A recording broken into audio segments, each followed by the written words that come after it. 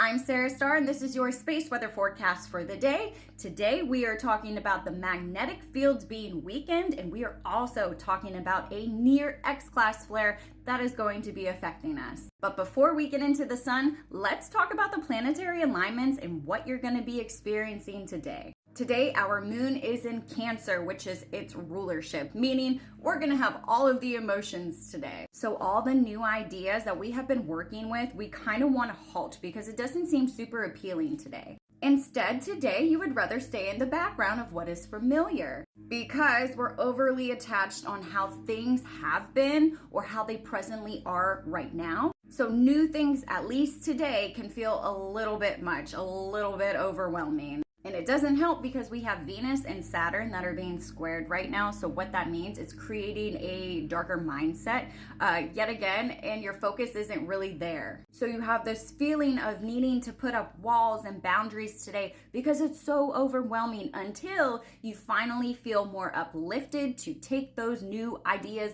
on. But today, not so much. But those walls and boundaries are going to be amongst those of your closest relationships until you're able to figure things out. Everything's kind of on like a timeout. But there's a harsh reality check that's going to be coming today for a couple of you guys, and it's surrounding love and money. So just be prepared for that. Otherwise, stay in the background, give yourself a timeout because we also have so much going on with the sun providing more energy stacked on top of this energy. So let's get into that. Yesterday, we reached high solar level activity, including numerous M-class flares and a long duration, almost X-class flare. The M9.7 long duration solar flare did emit a coronal mass ejection, also send us into a type 2 and a type 4 radio sweep. On top of it, it came from region 3697. Although it is heading off of the limb of the sun, it's still going to have quite an effect on us. When we had that large M-class flare, guess what? It sent us straight into a solar radiation storm, which we are currently in. So due to that M9.7 flare, we have our proton flux that skyrocketed. And this is what you see right here. These red areas, that is solar protons that were emitted from that specific region, which we will get into here soon. But right now, we have entered into those S2, S3 strong solar radiation storms, and this can last for days. Protons hold mass, and you're gonna feel this. Here we are on our proton spectrum. As you can see, we reached into those S3 solar radiation storms. We are backing down slowly, but with the potential of having more M-class and X-class flares, we could see this definitely rise again. Now above me are two imageries from that solar flare, that M9.7. All of these dots right here, those are protons. Protons hold mass, so you can see it. And here's a look at that proton burst right here. So all of the dots that you see, proton levels. Along with this M9.7 flare, we also had a filament eruption at the same time. So multiple streams of plasma were ejected out. So these were mostly in the north and the western quadrants where it's located. But we are going to have an impact here on midday of June 10th. So come Monday, we're going to see an uptick in our solar storms and we're gonna feel it. Today, we can expect to slip into KP3, KP4 levels, maybe into G1 geomagnetic minor storm levels, but not really too much.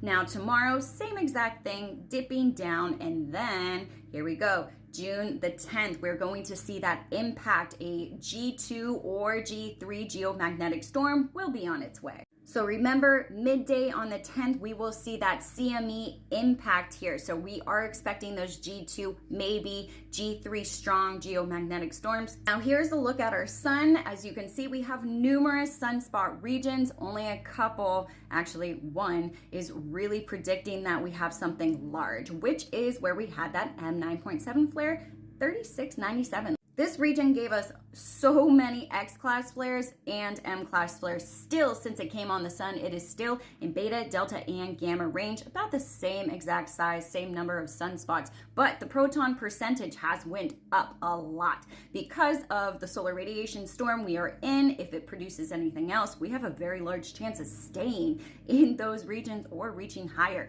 X-class flare probability, I can see this happening. It is finally congregating back together, but but it is heading off of the limb of the sun. So we do have a chance, if it has a coronal mass ejection, of it not having any Earth-directed components, but we're still watching this region until it leaves. Our solar winds were also enhanced the other day. It was very unexpected. Not really sure where that came from, but it was a transient influence that gave us these KP5, KP6 levels. We slipped into G2 geomagnetic storm levels yesterday, and they have definitely dipped down. So prior to the spike, we were around 350 kilometers per second until it jumped straight into the 500 kilometer per second ranges out of nowhere. And you can see that it passed, and we have a positive polarity that is now impacting us now. Here's another image of our sun. We just want to point out that there are several other filaments that could have a possibility of lifting off, just like the other one that was right next to 3697. Just keeping everything in check, but we also want to look at the far side. Look at this region right over here. That region is 3679, a very large region that is going to be coming right onto the sun. We can kind of get a glimpse of it, but it's not fully on yet. But look at all the light that this region is emitting. It is very bright. It is newly numbered 3709. It looks like, since it's such a large region, that it will be multiplied into several other regions and numbered. But this is the only glimpse of what we have. This looks more like a skeleton of a region, but there's a lot more that's going to be popping on in the next coming of days. Here's a look at all the solar flares that we have had. Now, 3697 is the culprit of pretty much all of them. All numerous M-class flares. This M9.7, basically an X-class flare in my classification.